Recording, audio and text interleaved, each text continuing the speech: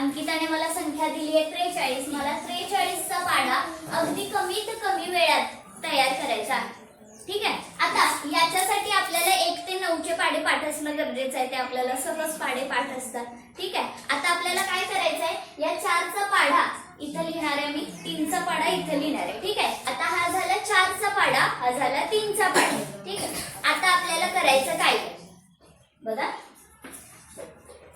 या बाजूची जी संख्या आहे त्यामधला दशक स्थानचा अंक हा पुढच्या संख्येमध्ये मिळवायचा. ठीक आहे. आणि जर दशक स्थानचा नसेल तर आहे तसा लिहायचा. आता इथे सांगा दशक स्थानचा अंक आहे का? नाही. म्हणजे हे काय करायचं, आहे तसं लिहायचं. इथे बघा दशक स्थानचा अंक आहे, नाही, लिहा आहे तसं. इथे दशक स्थानचा अंक आहे, आहे. किती आहे? 1. आता हा जो 1 आहे हा याच्यामध्ये मिळवावा लागेल. 16 अधिक 1 17 आणि हे 2. कळालं? हा 1 याच्यामध्ये मिळवला, 17 झालं आणि हे 2 आहे तसं लिहिलं. चला पुढचं बघा. हे हा दशक स्थानचा अंक आहे 21 आणि हे 5.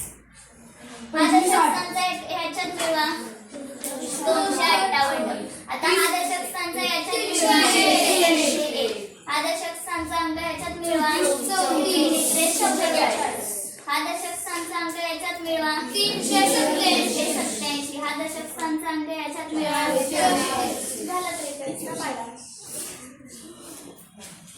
बघा किती कमीत कमी वेळात 43 चा पाढा केला. आपण काय केलं, 4 चा पाढा लिहून घेतला, 3 चा पाढा लिहून घेतला. इथला दशक स्थानचा जो अंक आहे तो पुढच्या संख्येत मिळवला.